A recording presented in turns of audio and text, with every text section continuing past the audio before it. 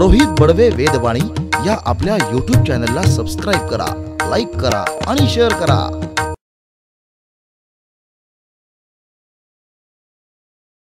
मीरा जो महारानी महाभक्तिमती है, वो इतने अद्भुत और दिव्य भाव से भगवान का सदैव चिंतन करती रहती है। उनके हृदय में भगवान के अलावा और कोई है ही नहीं। अंतर्मुख वृत्ति इसे कहते हैं कि जहां तहां हमें अपने नाथ का ही दर्शन हो, कहीं और हम कुछ और देख ही नहीं पाए। वो जैसा चाहे वैसे करे, जैसा नचाना चाहे वैसे हम नाचें। ऐसी भावना हर एक भक्त के हृदय में हो जाए, क्योंकि ये भाव अगर जब तक नहीं है तो आप अपने हृदय को भगवान के श्री चरणों में पूरी तरह से समर्पित कर ही नहीं पाएंगे। दर्श बिनु दुख न लागे दीन, दर्श बिनु दुख न लागे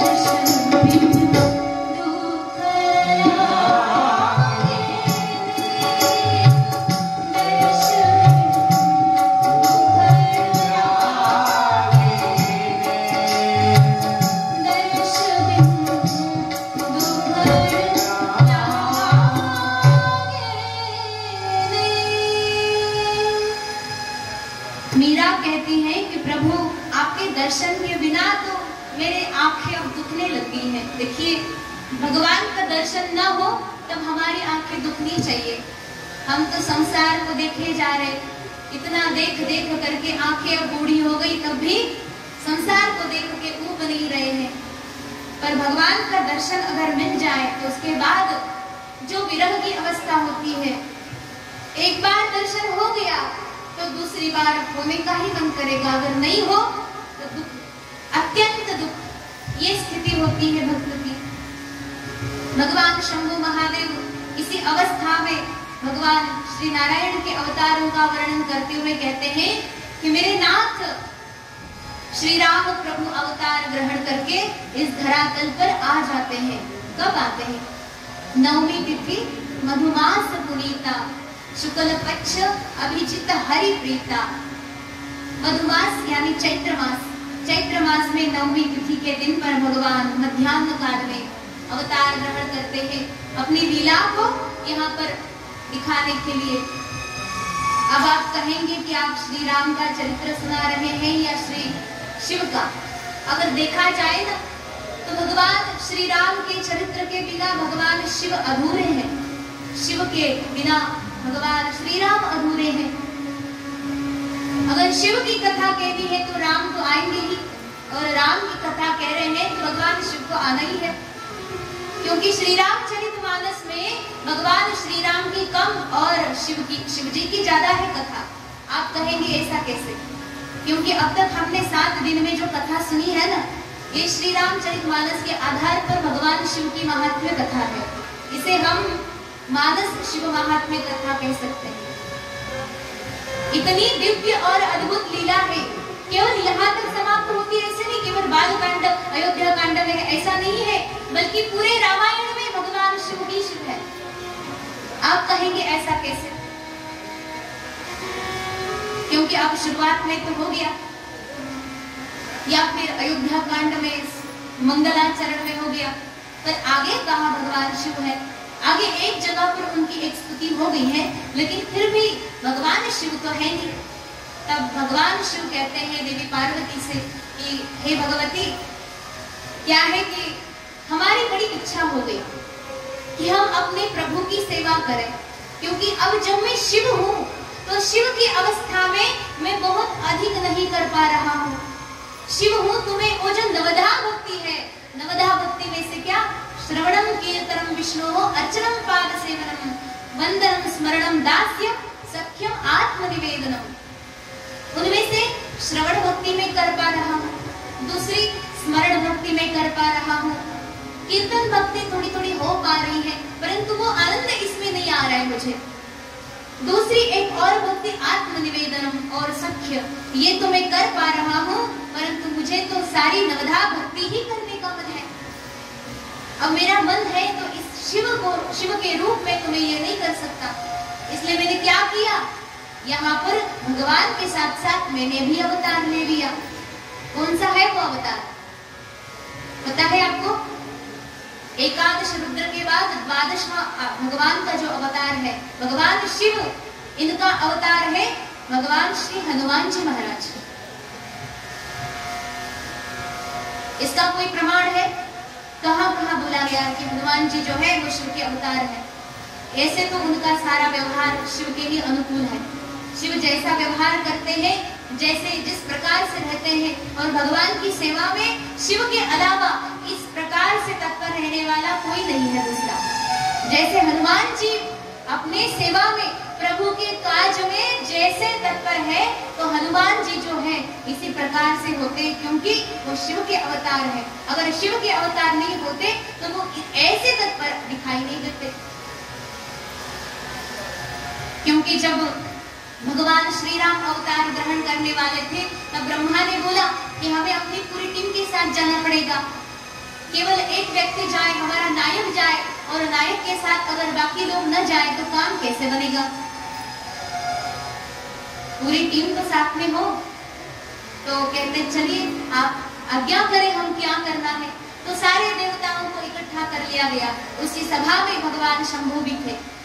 तो ब्रह्मा ने कहा एक काम करो, तुम सब लोग जो वानर हो ना, वो सारे के सारे एक काम करना, तुम जो देवता लोग हो वो सारे के सारे वानर के रूप में अवतरित हो जाना। देवराज इंद्र इत्यादि जो जितने देवता हैं उन सभी के अंश को पृथ्वी पर भेजा गया, और सारे के सारे वानर के रूप में वहां पर आ गए। अयोध्या में भी जितने लोग हैं, जितने भगवान के जो संबंधी है, वो सारे के सारे एक एक देवता का ही रूप है। वो देवता ही सारे भगवान के आने से पहले ही पृथ्वी पर आ गए थे। तो भगवान महादेव कह रहे हैं, मुझे बड़ा दुख हुआ कि सारे लोग भगवान की सेवा में जाएंगे, और मैं तो बड़ा भक्त हूँ इनका, कैसी अवस्था है मैं जा नहीं पा रहा हूँ, बड़ा दुखी हो गया मैं। ब्रह्मा ने मुझे कोई आज्ञा नहीं दी कि आपको क्या करना है। अब ये महादेव है, देवों को आज्ञा दे सकते हैं वो, लेकिन महादेव को कौन आज्ञा दे? तो महादेव को आज्ञा नहीं थी। तो देवी पार्वती कहती है कि आपको आज्ञा थी नहीं, फिर आप गए क्यों? आपको जाने की क्या आवश्यकता है? चलो मान लीजिए आप गए भी, तो वानर का ही रूप क्यों लिया? आप अच्छे खासे मनुष्य का रूप ले सकते थे, बड़ा ही सुंदर और एकदम अच्छा रूप जिसका हो, ऐसे अवतार तो आप ले सकते थे, पर वानर का रूप आपने क्यों ले लिया? देवी पार्वती का ये वचन सुनकर प्रभु बड़े मंद मंद स्मित करते हुए कहते हैं कि देवी, बड़ा ही सुंदर प्रश्न पूछा है आपने, इस बात को सुनो। भगवान हनुमान जी का जो अवतार हुआ है, इसके कई सारे कारण मैंने यहाँ पर रख लिए हैं। वो तो मैं ही साक्षात हनुमान जी के रूप में हूँ, क्योंकि इस बात का प्रमाण तुलसीदास जी महाराज करते हैं। क्या? शंकर सुवन केसरी नंदन, शंकर सुवन केसरी नंदन, शंकर सुवन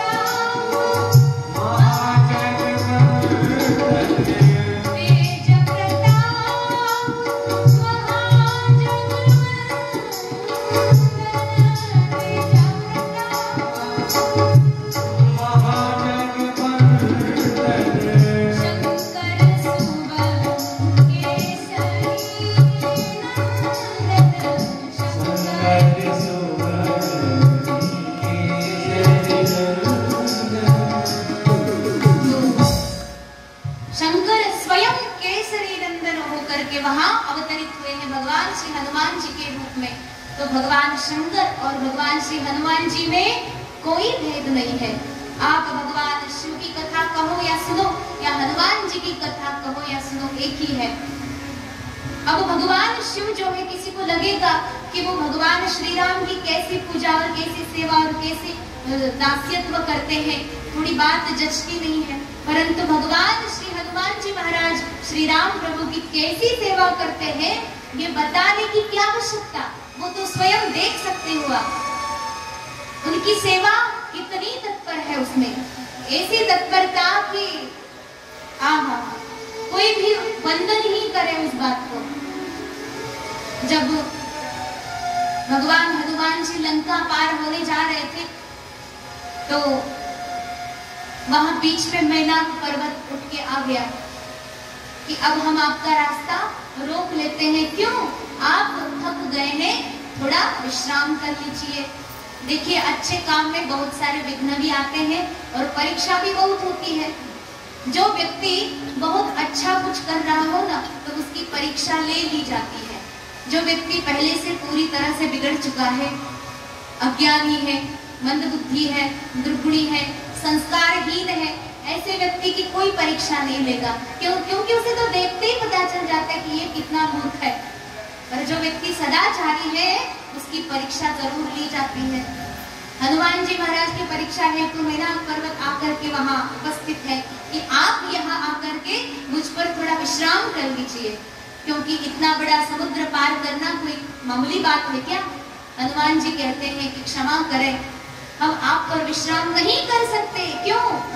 राम काज कीने बिनु मोहि कहा विश्राम। मैं राम काज में अब लग चुका हूँ, अब वो कार्य संपन्न हुए बिना मेरे जीवन में विश्राम नाम की कोई चीज नहीं है। विश्राम में ले ही नहीं सकता, क्योंकि मैं राम काज में लगा हूँ और भगवान श्री राम के नाम में ही भक्त का सर्वोपरि विश्राम है।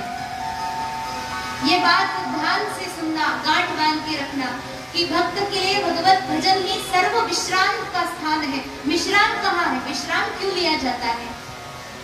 हर प्रकार से झंझट से यहाँ पे जब हम थक जाते हैं और थकने के बाद हमें नींद आ जाती है, वो हमारा विश्राम है। विश्राम में सुख है, आनंद है। तब बताइए, अगर छोटी सी निद्रा में अगर हमें सुख मिलता है, तो भगवान तो अखिल गुणनिधान सर्वेश्वर आनंद है, आनंद के दाता है, उनके पास तो बहुत आनंद है, सुख ही सुख है। तो ऐसी जगह पर रममाण होने वाला व्यक्ति जो निरंतर उसी में है, तो उसके लिए विश्राम और क्या आवश्यक है? जो सदैव विश्राम में ही डूबा हुआ है, तो हनुमान जी कहते हैं कि मुझे अब विश्राम की आवश्यकता नहीं। राम काज कीन्हे बिनु मोहि कहा विश्राम, अब मैं विश्राम नहीं ले सकता। ये भाव है। तो शंकर जी कहते हैं कि देखो देवी, मैं इसी भाव को देखने के लिए, इसी भाव को अनुभव करने के लिए यहाँ पर आ गया, मुझे नहीं तो और क्या चाहिए। यहाँ बैठा बैठा मैं श्रवण तो कर सकता हूँ। जो देखिए, भगवान हनुमान जी को श्रवण करना बड़ा अच्छा लगता है। कहते हैं यत्र यत्र रघुनाथ कीर्तनम, जहाँ जहाँ रघुनाथ जी का संकीर्तन चलता हो, जहाँ जहाँ हरि कथा होती हो, वहाँ वहाँ हनुमान जी महाराज आकर के बैठ जाते हैं। हमें वो दिखेंगे नहीं, वैसे भी वो चिरंजीवी है, तो वो आ ही सकते, इसमें कोई संदेह नहीं, परंतु आते हैं और कैसे बैठते हैं? कंठ अवरुद्ध होकर के गदगद भाव से नित्य निरंतर अश्रु बहाते हुए उस श्री रघुनाथ की कथा को निरंतर सुनते रहते हैं। ऐसे श्रोता दुनिया में कोई नहीं है, हनुमान जी के जैसे श्रोता कोई नहीं है। तो ये भगवान शिव कहते हैं कि मुझे सुनना बड़ा अच्छा लगता है। जो श्रवण की पहली भक्ति है, श्रवणम कीर्तनम, तो श्रवण की जो भक्ति है वो मुझे बड़ी अच्छी लगती है। उस भक्ति का लाभ तो मैं यहाँ ले ही रहा हूँ, तथापि मुझे और अधिक से अधिक श्रवण करने की इच्छा है। इसलिए मैंने क्या किया? हनुमान जी का अवतार लिया। भगवान शंकर स्वयं ये बात कहते हैं देवी पार्वती से, अच्छा प्रभु श्रवण, फिर कीर्तन करने की इच्छा है, क्योंकि अब मेरा स्वभाव क्या है? रुद्र तो रुद्र है, विनाश करना, प्रलय करना उनका काम है। वो नृत्य करते हैं, पर साधारण नृत्य वो कभी कर ही नहीं सकते। साधारण नृत्य रुद्र करने लग जाए तो फिर तांडव कौन करे? तो भगवान शिव कहते हैं कि मैं तांडव कर करके अब थोड़ा थक गया हूँ, मन करता है कि अब प्रलय का नृत्य न करके प्रणय का नृत्य करूं। कीर्तन कर करके मैं भगवान के संकीर्तन में ऐसा नृत्य करूं कि वो भगवान के साथ प्रणय हो जाए। प्रलय नहीं, अपितु प्रणय करने की इच्छा से, संकीर्तन करने की इच्छा से उन्होंने हनुमान जी का अवतार लिया। ये और एक कारण, कीर्तन करना है। और कौन सी भक्ति चाहिए आपको? तो कहते हैं मैं उनके श्री चरणों की सेवा करना चाहता हूँ। श्रवणम कीर्तनम विष्णु हो अर्चनम पाद सेवनम, मैं उनकी पूजा करना चाहता हूँ।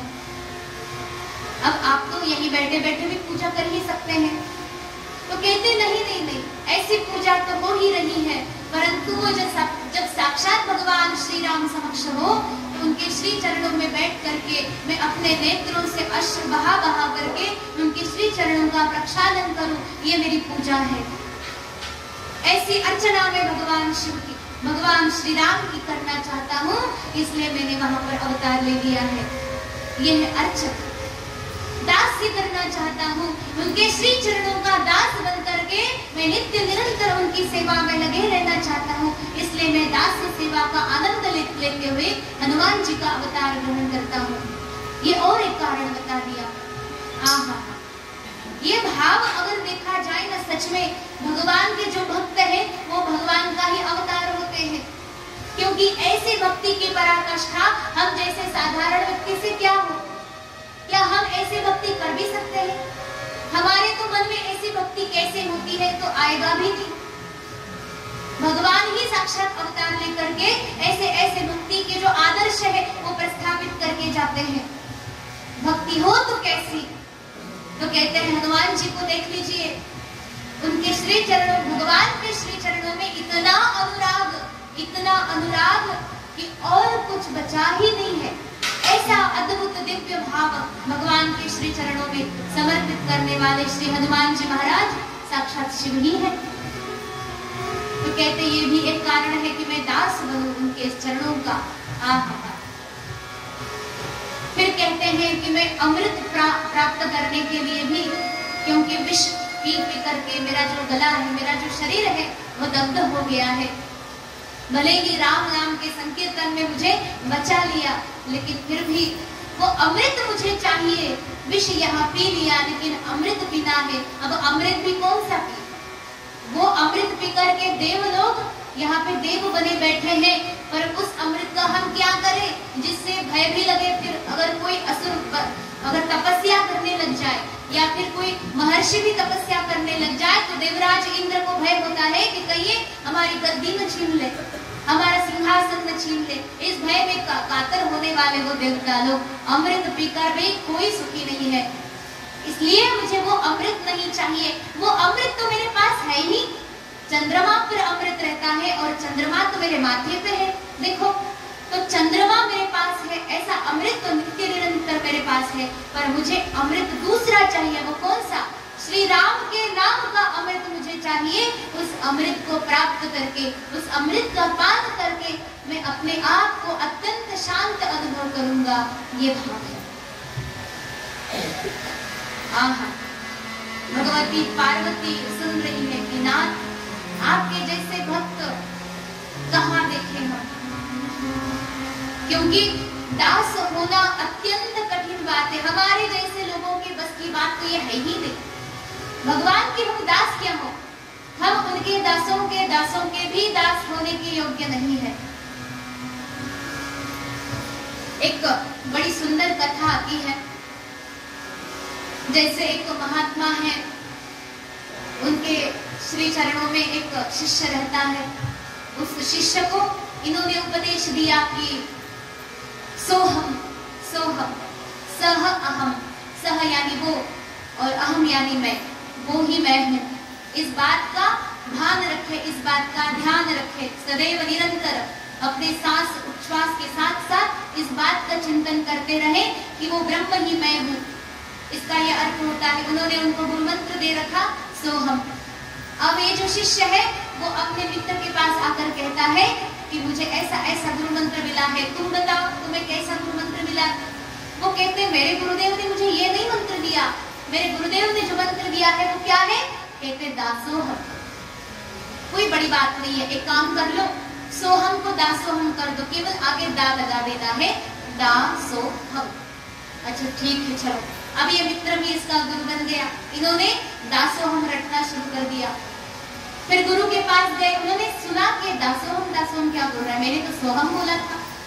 तो गुरुदेव के प्रश्न के उत्तर में ये कहते हैं कि मुझे ऐसे ऐसे हुआ, मेरे मित्र ने बोला कि दासोहम का जाप करो।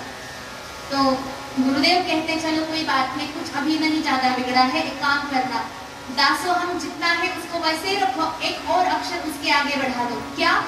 सदा सोहम। पहले था, बोलो, कोई बिगड़ने वाला नहीं। आप सोहम बोलो तो तुरंत ब्रह्म नहीं हो जाओगे। हो गए तो हम तो आपके चरणों में लौट जाएंगे अभी के अभी। वैसे आप तो जनता जनार्दन कितने अच्छे बैठे, तभी तो हम कुछ अच्छे से बोल पा रहे हैं। तो पहले था सोहम, दूसरी बार हो गया दासोहम। अब ये कहते हैं उसके आगे स लगा दो, सदा सोहम। इसका अर्थ मैं सदैव सोहम हूँ, यानी कि सदैव आत्म स्वरूप हूँ। अब फिर ये मित्र के पास जब आया तो उन्होंने कहा गुरुदेव ने फिर बिगाड़ दिया, एक काम करो ये ऐसे ही रहने दो, उसके पास अब और एक बार दास लगा दो। अब हुआ क्या? सदा सोहम की बजाय दास सदा सोहम, यानी कि पहले तो मैं दास हूँ, अब मैं दास का भी दास हूँ, ये भाव आ गया। वो शिष्य बिल्कुल अब भ्रमित हो गया कि असल में है क्या। गुरुदेव के पास गया कि गुरुदेव अब क्या बताएं, हमारी जो स्थिति है इसका थोड़ा निवारण करें। तो गुरुदेव कहते कोई बड़ी बात नहीं है बेटा, आप पहले अपने चित्त को शुद्ध कर ले, उसके लिए आप दास हैं, इसलिए दासो हम। जब चित्त शुद्धि अत्यंत हो जाए, बिल्कुल आपका चित्त एकाग्र रूप से उस परमेश्वर में लग जाए, तब आप सोहम कह सकते हैं, यानी मैं वही हूँ। पर गुरुदेव कहते हैं जब आप वो स्थिति में प्राप्त हो जाते हैं ना, तो उतना आनंद नहीं आता है। क्यों नहीं आता है? बोले जैसे गुड़ है, गुड़ पता है ना, या शक्कर, चीनी है, चीनी का दाना अगर कहीं पड़ा हो, किसने पूछ लिया चीनी कैसी है, तो आप क्या बताओगे? आपको कैसे पता चीनी मीठी है, या आपको कैसे पता? खा लिया ना, आपने खाया, चीनी को खाया है तब पता चला। ऐसे ही ब्रह्म रस को आप एक बार पान कर लो तो पता चल जाएगा वो रस में आनंद कितना है। जब आप चीनी खाओ ही नहीं फिर कौन मीठा है, आपकी बात पर कौन भरोसा करे। अब मान लीजिए अब ब्रह्म स्वरूप हो गए, आत्म स्वरूप हो गए, लेकिन मैं एक ही हूं ना। मेरे इस रस को जान करके कोई एक कैसे कहे कि इसमें आनंद है? आनंद कैसे आएगा? चीनी थोड़ी ना बता सकती कि मैं मीठी हूँ, गुड़ बता सकता है मैं मीठा हूँ? नहीं, उसको बताने के लिए क्या करना पड़ेगा? कोई खाकर बताए। चीटी होती है ना, चीनी में लग जाती है। वैसे ही भगवान के रस का पान करने के लिए हमें चीटी बनना पड़ेगा। इसे कहते हैं ज्ञानोत्तर भक्ति। पहले ज्ञान प्राप्त हो इसलिए भक्ति। अब ज्ञान प्राप्त हो गया है, परिपूर्ण हो गए हैं, लेकिन इसमें जो आनंद है वो उतना पर्याप्त नहीं है। पर्याप्त आनंद को प्राप्त करना है, अत्यंत दिव्य आनंद को प्राप्त करना है तो वो ज्ञानोत्तर भक्ति।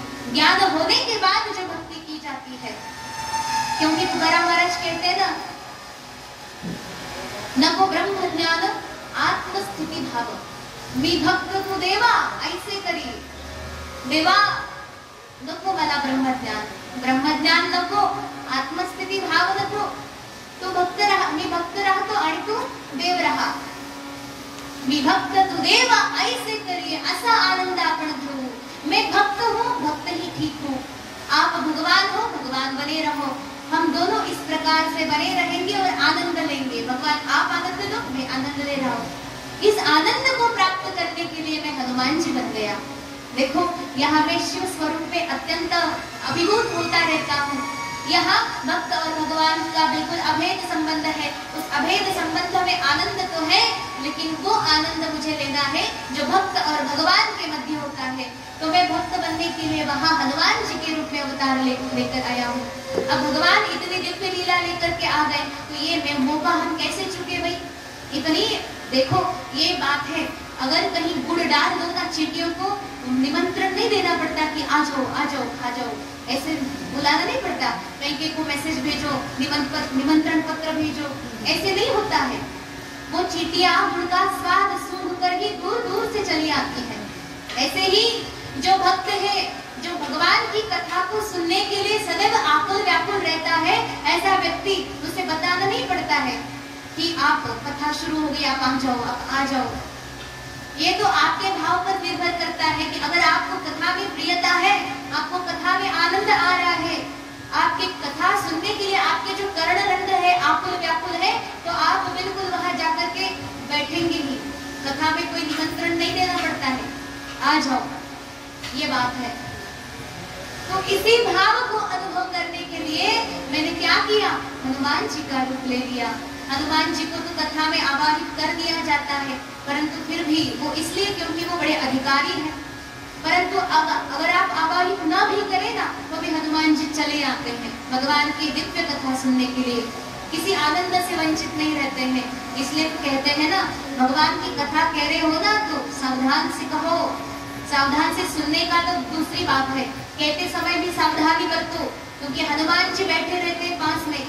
अगर हनुमान जी, वैसे तो वो बड़े श्री राम के मतलब प्रभु प्रेमी है, ऐसे प्रेमी व्यक्ति को अगर कथा में थोड़ी सी भी खलबली हो गई तो कहीं ना गदा मार दे श्रोता वक्ता को ही, जो बोलने वाला है, कथा कहने वाला है, उनके शीश में गदा मार न दे, ऐसी स्थिति न हो। इसलिए कथा कहते समय सदैव सावधान होना चाहिए।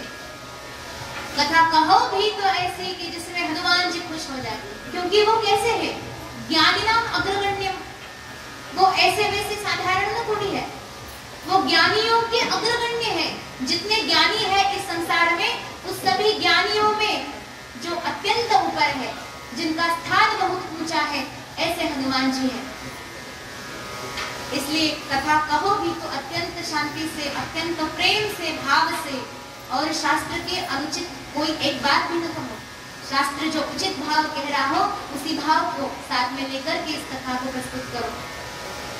यही कारण है कि मैंने हनुमान जी का रूप ले लिया। मैं दास उनका बनना चाहता हूँ।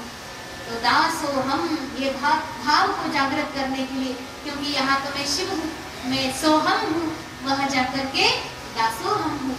और हमारा वो अधिकार है हम सभी का कि हम दासों के भी दास बन पाए कम से कम, है कि नहीं?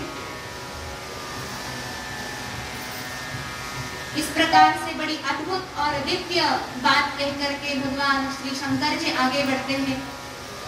दास्य भक्ति हो गई, कीर्तन भक्ति हो गई, श्रवण भक्ति हो गई, ये सारी बातें हैं। और जो अभी हमने कहा था कि उनको नृत्य करना बड़ा प्रिय है। हनुमान जी देखिएगा, बहुत से सारे चित्र हमें ऐसे भी मिलेंगे कि हनुमान जी ऐसे हाथ में करताल लेकर के बजा बजा करके नृत्य करते हैं। बढ़िया, इतना अद्भुत आनंद में लीन है, ऐसे नृत्य करते हैं। ये उनका प्रणय भाव है भगवान के लिए। अभी तक हम प्रलय भाव से तांडव नृत्य कर रहे थे, लेकिन अब इस प्रणय भाव के नृत्य में जो आनंद है वो और कहीं नहीं है। इस आनंद को उठाने के लिए हमने ये अवतार धारण किया देवी। अच्छा प्रभु, वो बड़ी कृपा है आपकी। और कोई कारण है तो बता देना। फिर कहते हैं कि एक और कारण है कि अभी मैं जो हूँ, क्या कहते हैं, माता में पार्वती देवी, पिता देवो महेश्वर, बंधवा शिव भक्ताश्च स्वदेशो भुवनत्रयम्, अन्नपूर्णे सदा पूर्णे शंकर प्राणवल्लभे, ज्ञान वैराग्य सिद्ध्यर्थम भिक्षाम देहि मे पार्वती। अब तक देवी पार्वती हम आपसे भिक्षा मांगते हैं प्रतिदिन। जैसे मध्याह्न हुआ कि देवी पार्वती के समक्ष जाकर के भगवान हाथ फैला करके भिक्षा मांगते हैं। देखिए, अपने ही घर में भिक्षा मांगना तो कोई भोलेनाथ से सीखे, इसलिए तो महात्मा लोग भिक्षान्न नहीं खाते हैं। भिक्षान्न अत्यंत पवित्र होता है। इसी अन्न को ग्रहण करेंगे तो चित्त शुद्धि अत्यंत बहुत ही शीघ्रता से हो जाती है। तो देवी पार्वती, हमने आज तक जो है माँ के हाथ का भोजन नहीं खाया।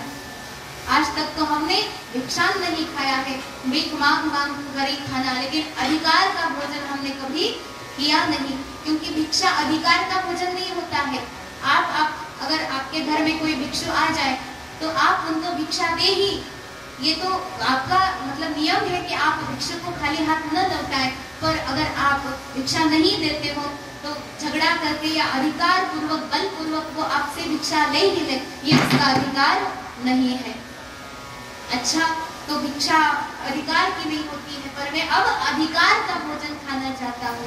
मैंने कभी माँ के हाथ का भोजन नहीं खाया। माँ के हाथ का भोजन खाने के लिए मैंने शिव अवतार से हनुमान जी का अवतार ग्रहण कर लिया। कहाँ है ऐसा प्रसंग? बोले, जब अशोक वाटिका में सीता माँ की शोध ले ली गई, उसके बाद हनुमान जी कहते हैं कि आई, मुझे बड़ी भूख लगी है, कुछ खाने को दो। माँ कहती है कि तात, अब हम आपको क्या दें? ऐसे तो जगत जननी माँ भगवती के पास ऐसी कौन सी वस्तु है जो पुत्र मांगे और माँ दे न सके? वो तो सर्वेश्वरी है।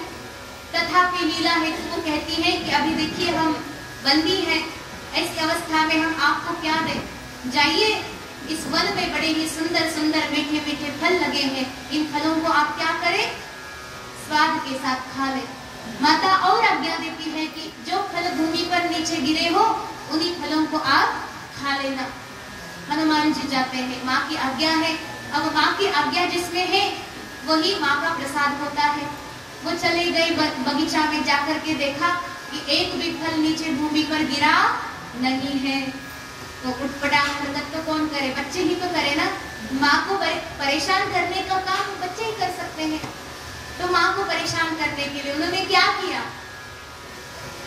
अब फल तो गिरा नहीं है, माँ की आज्ञा का उल्लंघन कैसे करे? तो उन्होंने क्या किया? वृक्ष को उखाड़ लिया, भूमि पर पटक लिया और भूमि पर गिरने के बाद उस फलों को खा लिया। माँ की आज्ञा हो गई। यह है भक्तों का ये भाव है। इस प्रकार से माँ के श्री चरणों में समर्पित होने के लिए ही मैंने हनुमान जी का अवतार ग्रहण किया। माँ के हाथों का भोजन पाना था मुझे। कितना स्वाद है माँ के हाथों के भोजन खाने में। आप लोगों को पता है, जब आप सब माँ बन गई है तो आपको माँ के हाथ का भोजन नहीं मिलेगा, लेकिन अगर मिल जाए कभी तो अच्छा लगता है ना। वो प्रसाद होता है। इस प्रसाद को हम निरंतर स्मरण करते रहते हैं। और एक बात है, जब अयोध्या में श्री राम जी का राज्याभिषेक हो चुका है, हनुमान जी और सारे मंत्रीगण सभी रहते हैं अयोध्या में सुखपूर्वक। ऐसी स्थिति में माँ भगवती सीता जी को याद आया कि हनुमान जी ने हमसे कभी भोजन मांगा था। कहते कि माँ हमें भोजन दे दो। तो माँ कहती चलिए अब अच्छा प्रसंग है, अयोध्या में कुछ कमी नहीं है, हनुमान जी को अब भोजन अच्छे से करा देते हैं। तो माँ भगवती ने अपने हाथों से भोजन हनुमान जी को खिलाया है। इसी बात के लिए हनुमान जी कहते हैं कि ये दिन देखना था, इसलिए हमने हनुमान जी का अवतार लिया है। वाह प्रभु, आपकी लीला तो आप ही जाने। शंकर जी की इतने सुंदर और मीठे वचन सुनकर के देवी पार्वती बड़ी खुश हो गई। तो फिर एक बार कहती है कि प्रभु ये बात सही है, पर मरकट का रूप लेना कोई आवश्यक थोड़ी था। आप लक्ष्मण या भरत या कुछ और रूप भी तो ले सकते थे। आप अगर लक्ष्मण भी बनते तो आपको सेवा के कितने सारे मौके मिलते, पर आप मरकट क्यों बने? बंदर बनने की क्या आवश्यकता? तब हनुमान जी कहते हैं कि बंदर बन जाऊं तो बंदर क्या होता है? अनुगामी होता है, अनुकरण करना इसका स्वभाव है। आप देखिएगा हमें बचपन में वो कथा सुनाई जाती थी, जो टोपी वाला होता है, जाता है टोपियां बेचने, एक जगह थक करके यहाँ वृक्ष के नीचे सो जाता है। सोने के बाद ऊपर जो बैठे बंदर सब देखते हैं कि इसके पास टोपियां हैं। बताना आवश्यक है कि पता है ना? जो बताए तो बंदर सब नीचे उतर जाते हैं, वो जो पोटली होती है उसको खोलते हैं, देखते टोपी है। तो टोपी को क्या करते हैं? सारे बंदर एक एक करके अपने माथे पे रख देते हैं और सारे बंदर फिर वृक्ष के ऊपर जाकर के बैठ जाते हैं। अब ये टोपी वाला जाग गया, देखता है तो एक भी टोपी बची नहीं। आपको पता होगा शायद स्कूल में हम सबको सिखाया है, टोपी एक भी बची नहीं है। अब क्या करें, रो रहा है बेचारा, इतनी सारी महंगी टोपियां, अब मेरा व्यवसाय डूब गया, मैं लुट गया, अब करें क्या? तो ऊपर देखा, मतलब अब जब भी दुख होता है तो ऊपर ही देखते हैं ना भगवान की ओर। उसने देखा ये तो ऊपर है टोपियां सारी की सारी। जब देखता है अभी बंदर सारे टोपी लेकर के, तो करे क्या? उसने एक एक बंदर को पत्थर मारना शुरू कर दिया। मेरी टोपी दो, टोपी का क्या करोगे तुम? अच्छा, ये बात अब बंदरों को अच्छी नहीं लगी। उन्होंने क्या किया? ये पत्थर मार रहा है तो वो उस वृक्ष के जो फल लगे थे उसको तोड़कर इसको मार रहे हैं, क्योंकि इसका अनुकरण वो कर रहे हैं। अब ये व्यक्ति की समझ में नहीं आ रहा है कि करे तो करे क्या। थोड़ी देर बैठ गया, फिर उसके दिमाग में ये आया कि मैंने पत्थर मारा तो उन्होंने भी हमें पत्थर की बजाय वही फल तोड़ करके मार दिए। अब ऐसा करे, मेरे शीश में जो टोपी है उसको मैं उतार करके नीचे फेंक दो। अब देखो क्या कमाल होता है। इसने वैसे ही किया, टोपी उतार दी और नीचे जोर से बिल्कुल पटक दी। जैसे ही बंदरों ने वो देखा, सभी ने अपनी अपनी टोपी उतार करके नीचे फेंक दी। ऐसे अनुकरण करने का इन बंदरों का स्वभाव होता है। नीचे टोपी गिर गई, जैसे ही वो सारी टोपियां आ गई इसने इकट्ठी करके चल बना। ये बंदरों का स्वभाव है कि वो अनुकरण करते हैं। तो भगवान शंकर जी कहते हैं कि मुझे वही करना है, श्री राम प्रभु का अनुकरण करना है। वो जैसा आचरण करे वैसा आचरण मुझे करना है, वो जैसी शिक्षा मुझे प्रदान करे वैसी शिक्षा में मुझे ढलना है। क्या हुआ? देर हो गई क्या? भजन सुनना है आपको। हाँ, देखिए ये भजन माताओं का एक बहुत बड़ी क्या कहे इच्छा है। जब से कथा में बैठे ना तभी से सभी की इच्छा है। एक भजन सुना दीजिए। कभी राम बन के कभी श्याम बन के चले आना प्रभु जी चले आना। सभी गाएंगे आप हमारे साथ। कभी श्याम बन के चले आना प्रभु जी चले आना।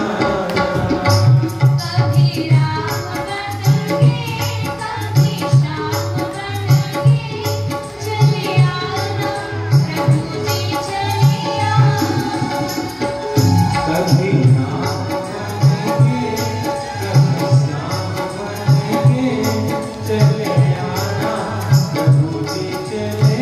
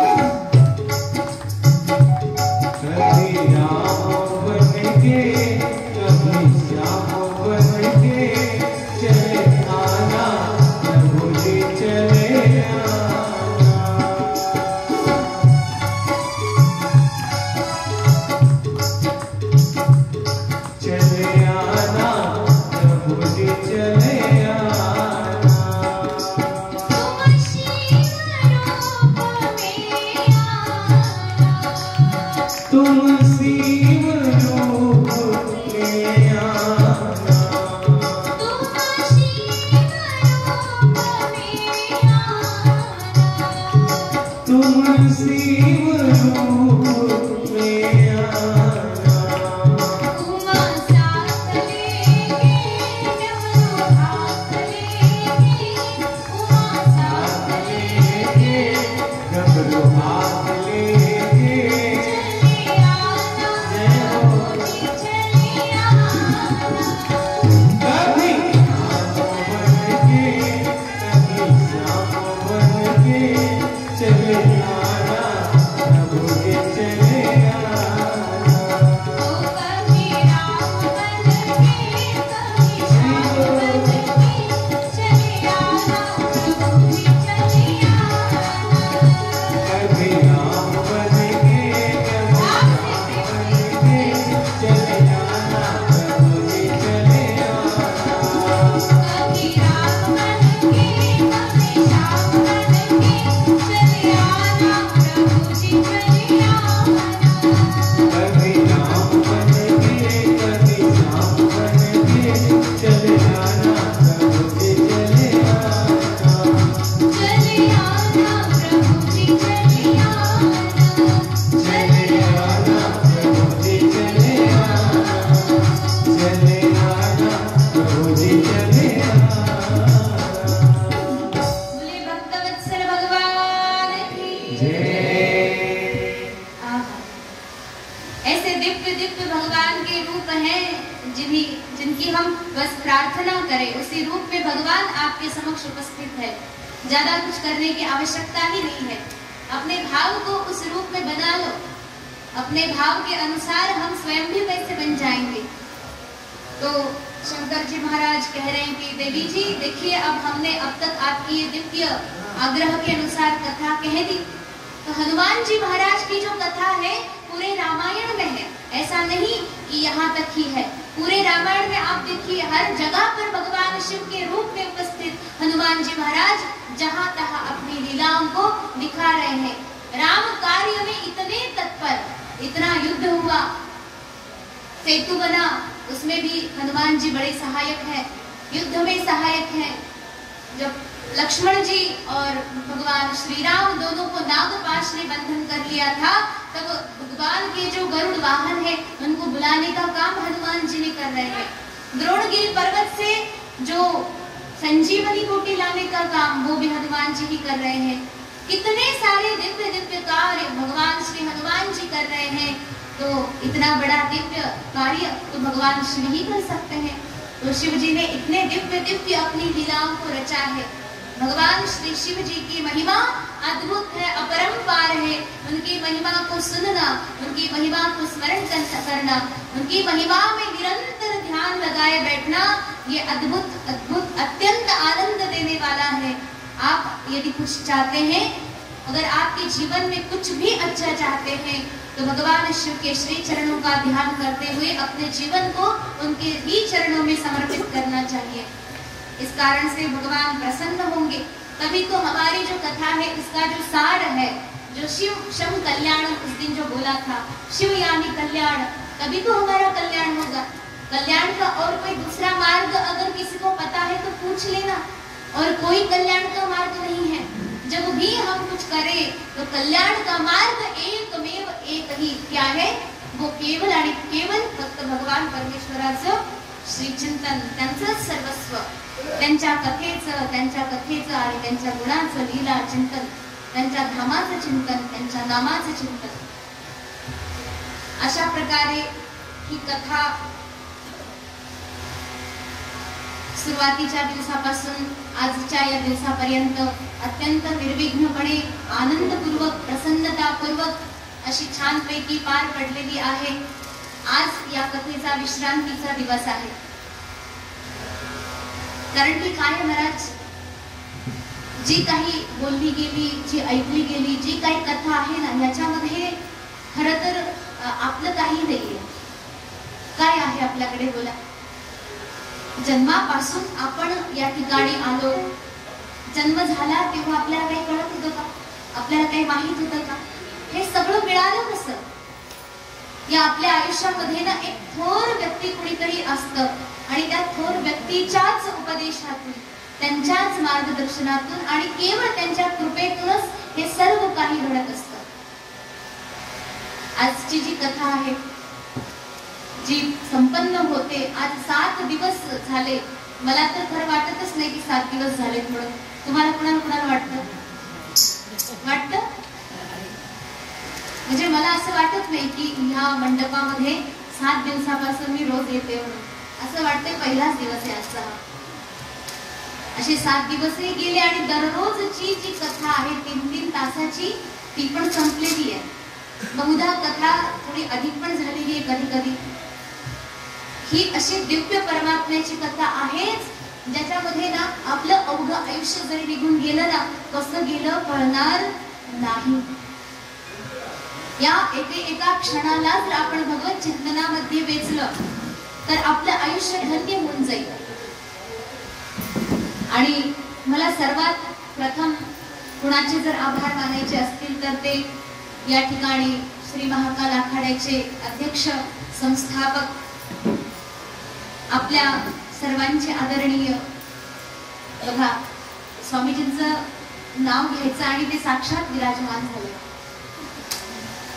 इस अखाड़े के संस्थापक जो स्वामी जी महाराज, स्वामी आनंद सरस्वती जी महाराज हैं, उनकी कृपा से ये जो कथा पहले दिन से प्रारंभ हुई और आज तक ये संपन्न होते जा रही है.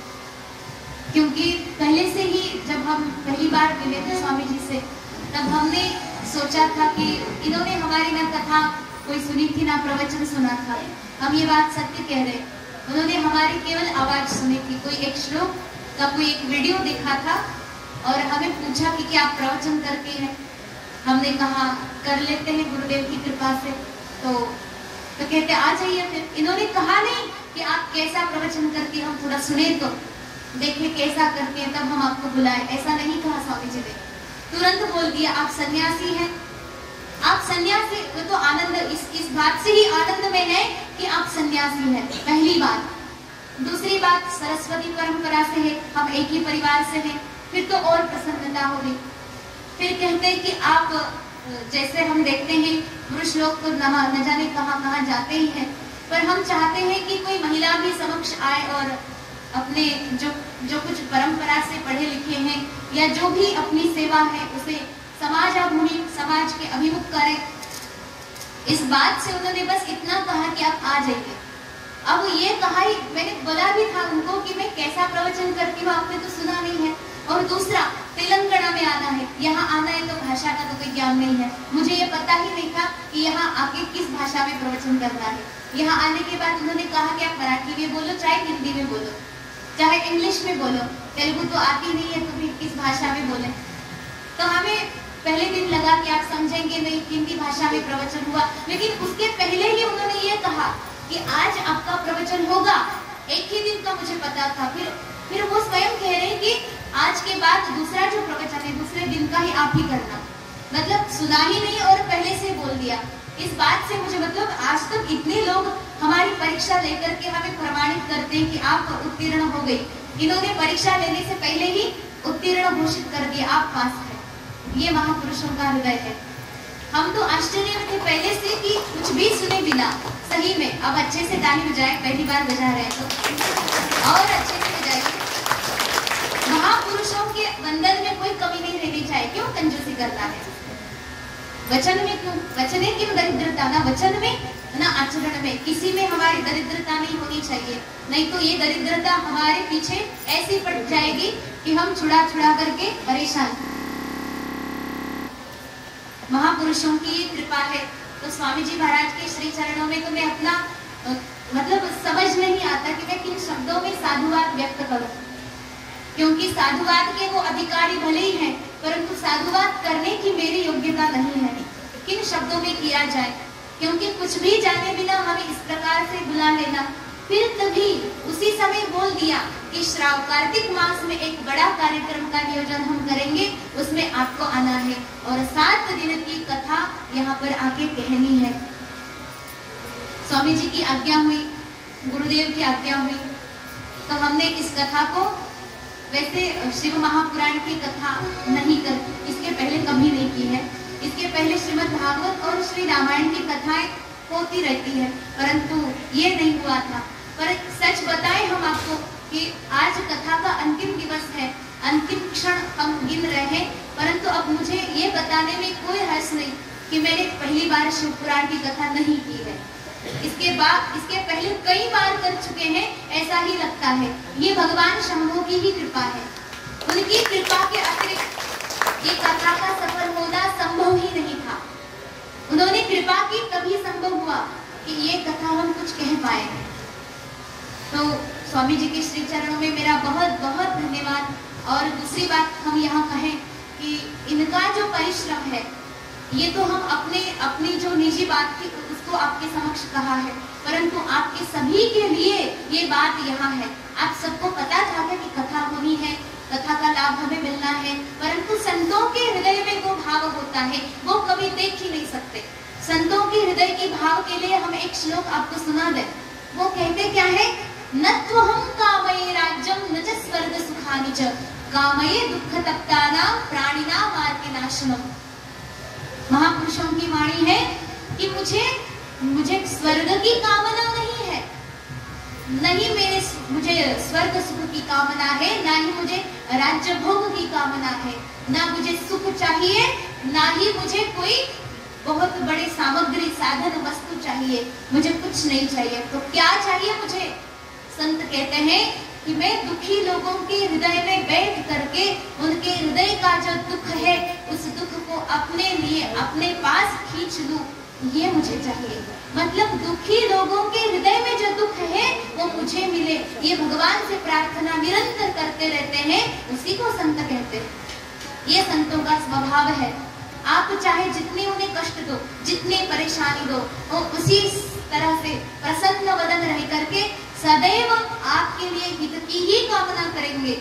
आप उनके लिए दुख दे रहे हैं, इसके मतलब ये नहीं वो तो सामर्थ्यशाली है, आपको एक अभिशाप दे दे तो कौन सी दुर्गति में चले जाए हम पता भी नहीं चलेगा, पर वो ऐसा नहीं करते हैं। जो पतित है उसे और गिराना उनको नहीं आता है, जो गिरा हुआ है उसको उठाना उनका आता है। वो नीचे गिराना नहीं जानते, ऊपर उठाना जानते हैं। ये संत का स्वभाव है। क्योंकि आप जानते होंगे बावली ज्ञानेश्वर महाराज के चरित्र में इनको तकलीफ देने वालों की इतनी बड़ी संख्या थी कि सोच ही नहीं सकता कोई। आज कलयुग में इतनी तकलीफ कोई किसी को दे ही नहीं सकता है। कोई कहेगा कि जमाना बदल गया, लेकिन सच बात है ये। अब तो संविधान इतना बढ़िया हो गया है, कोई अगर किसी को कोई गाली भी दे दे तो मानहानि का भी अभियोग चलाया जा सकता है। इसलिए इस भय से कोई किसी को कुछ नहीं बोलता, मनमानी चाहे जो करो। पहले जमाने में तकलीफ देते थे, बहुत कष्ट दिया। और मौली ज्ञानेश्वर महाराज अत्यंत निर्विकार, इतने अच्छे संत अगर आपको कहीं देखने हैं तो बस चरित्र पढ़ा करो उनका। चरित्र पढ़ो, आपको भगवान की चरित्र पढ़ने की आवश्यकता नहीं पड़ेगी। संत का चरित्र पढ़ो, उसी से इतना बड़ा लाभ है, इतनी बड़ी उसमें से उपलब्धि हमें होगी कि न जाने हम ये सोच पड़े कि कौन सा प्रारब्ध हम लाए थे। ये भाग्य हमारा है। मौली ज्ञानेश्वर महाराज जब पसायदान मांगते, कभी तो संत कभी भगवान से मांगते ही नहीं है। अगर मांग ले तो क्या मांगते हैं?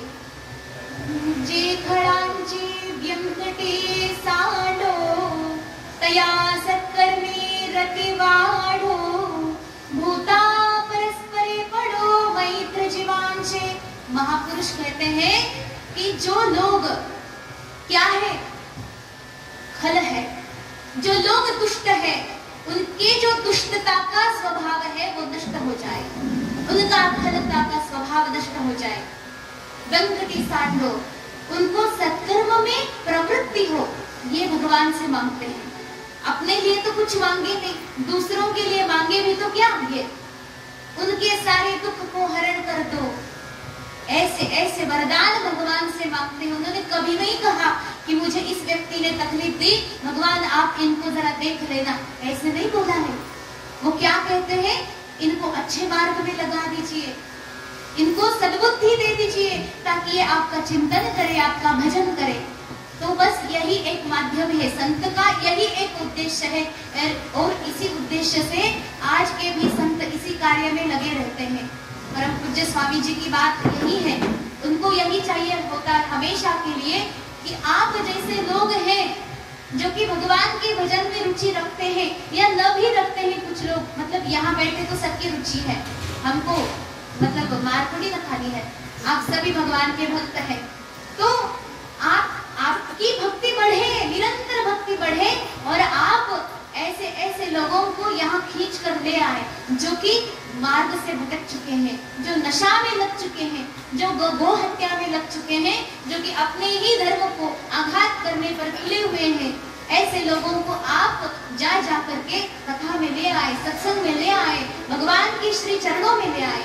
ये भाव उन महापुरुषों का होता है। ये कथा का नियोजन इसी उद्देश्य से है कि आप सब लोग आए और आपके माध्यम से और साथ में लोग जुड़े, और लोग जुड़े, वो भी जुड़े जो दुष्कर्म में लगे हैं, उनको सत्कर्म में प्रवृत्ति हो। यही इस कथा का प्रयोजन है। जो 7 दिन की कथा कही गई, मुझे तो उनका हर दिन एक ही बात था, हमें धर्म कार्य करना है। धर्म कार्य होता क्या है? ये तो भगवान करते हैं ना, धर्म संस्थापनार्थाय संभवामि युगे युगे, ये तो भगवान का कार्य है। पर आप कहेंगे कि ये भगवान का कार्य संतों ने क्यों ले लिया? एक बात बताएं, देव तेची संत, संत तेची देव। भगवान और संत में कोई भेद नहीं है। जो संत है वही भगवान है और जो भगवान है वही संत है।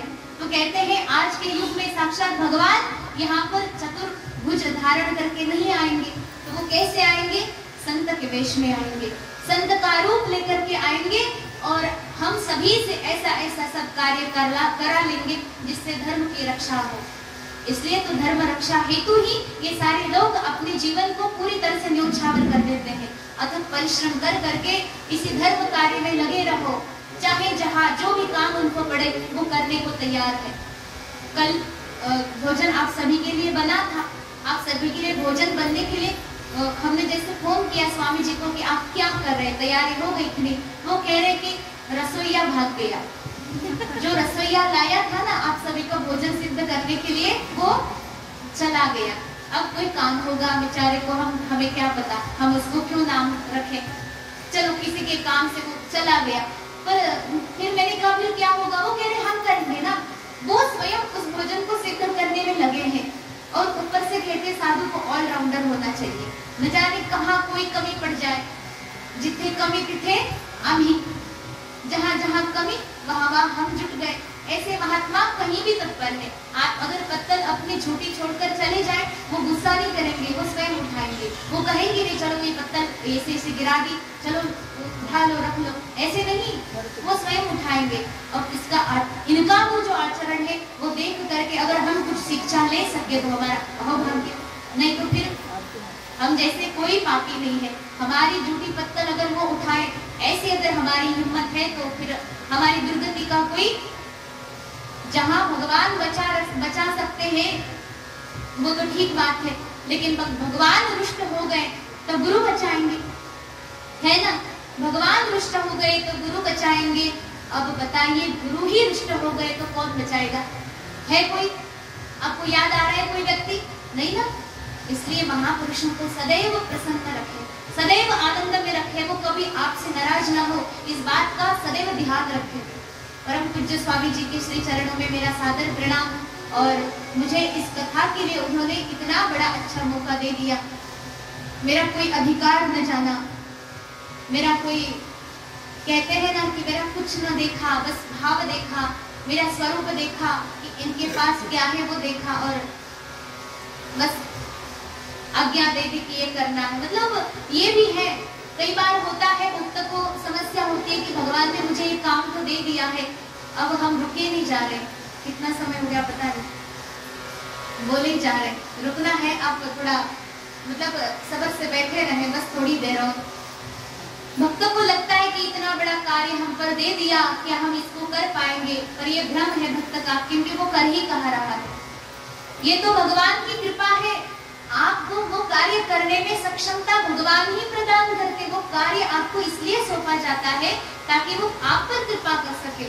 महापुरुष हमें भी ऐसे कार्य में लगा देते हैं ताकि हमारी वो योग्यता बन पाए। उन्हीं की कृपा से हम ये अधिकार प्राप्त करके आज यहाँ बैठे। 7 दिन हो गए। 7 दिन तक ये कथा हमने कहीं भगवान की वाणी, भगवान की कथा को कह करके अपनी वाणी को बड़ा ही अमृतमय दिव्य बना लिया। हम ऐसी ही प्रार्थना महापुरुषों के श्री चरणों में करना चाहते हैं कि एक के बाद एक ऐसा मौका हमें देते रहें और हम भगवान श्री प्रभु का जो गुणगान है अथक भाव से करते रहें। काश भगवान की कथा कहते कहते ही हमें मृत्यु भी आ जाए तो कितनी अच्छी बात है। ऐसी कथा कहते कहते हम अपनी वाणी को विश्राम दें। भगवान श्री चरणों के, भगवान श्री प्रभु के चरणों में जो सेवा है उसको समर्पित करते हुए स्वामी जी को अनंत प्रणाम करते हुए और साथी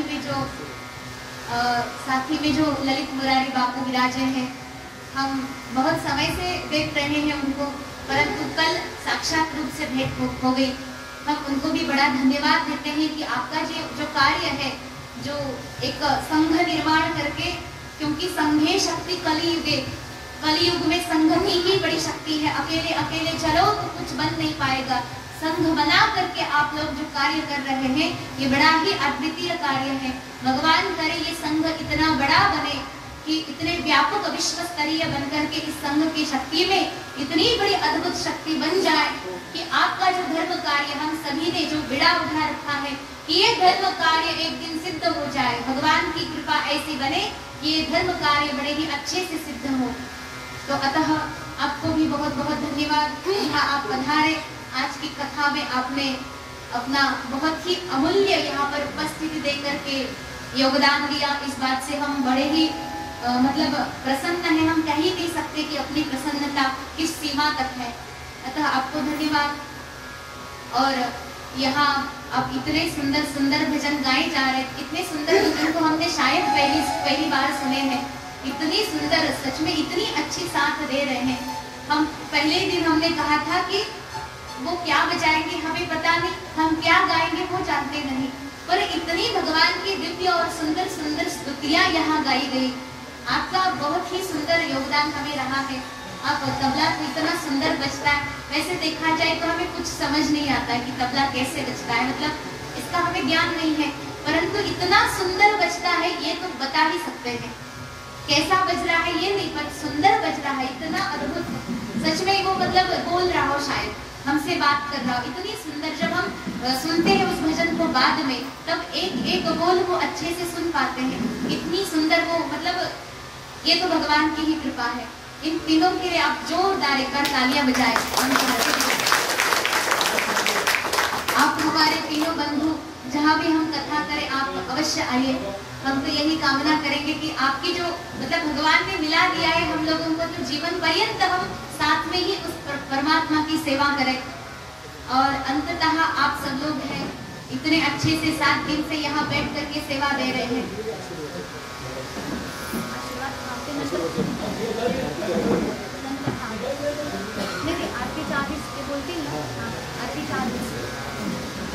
तो आप सब लोग हैं, आप सभी की इतनी महती कृपा है। कृपा ही कहाँ जाए, क्योंकि आप सारी माताएं हमारी, पिता लोग हैं पीछे सब। माता और पिता का आशीर्वाद मिले तभी तो बच्चे कुछ कर सकते हैं।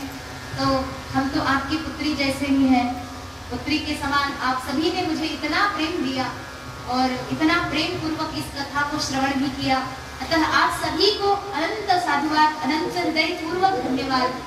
और मेरे जीवन की अगर कहीं जाने वाली बात है तो अत्यंत अद्भुत और अनमोल जीवन में बड़ा सहयोग, बड़ी कृपा जिनकी रही है, उनके कृपा के अतिरिक्त मैं हूँ ही नहीं, ये समझ लीजिए।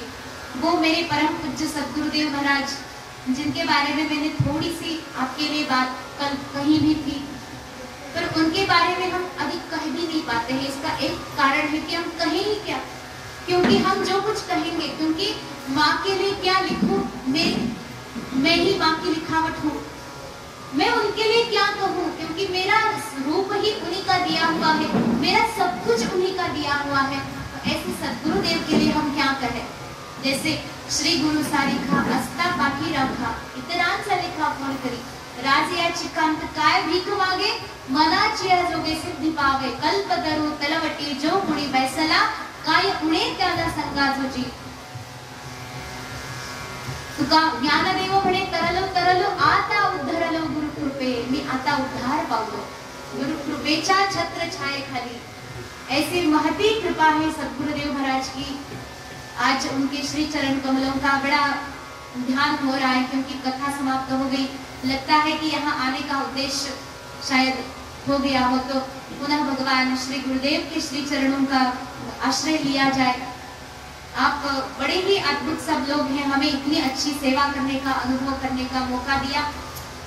माँ सरस्वती की कृपा से जो कहा गया वो उन्हीं के श्री चरणों में समर्पित करते हुए हम अपनी वाणी को आज इस अंतिम दिवस के कथा में, विश्राम दिवस में अपनी वाणी को विश्राम देते हैं।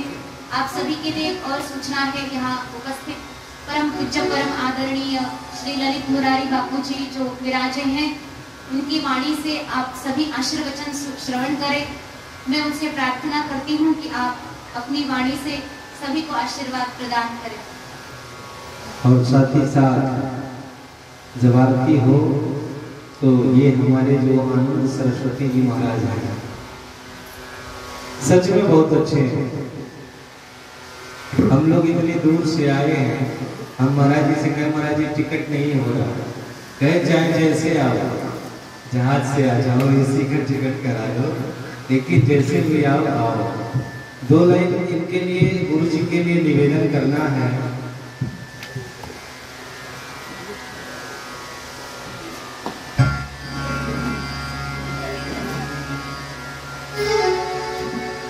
सारे तीर्थ धाम आपके चरणों में है गुरुदेव, प्रणाम आपके चरणों में। ऐसे तो संसार में बहुत सारे लोग घूम रहे हैं, बहुत संत महात्मा घूम रहे हैं, लेकिन ऐसे संत आप सबको कहीं कहीं मिलेंगे। तो इसलिए गुरु जी के लिए निवेदन करना है, कहना है चारों तीर्थ धाम आपके चरणों में है गुरुदेव, प्रणाम आपके चरणों में। सारे तीर्थ धाम आपके चरणों में है गुरुदेव, प्रणाम आपके चरणों में। सारे तीर्थ धाम आपके चरणों में है गुरुदेव, प्रणाम आपके चरणों में।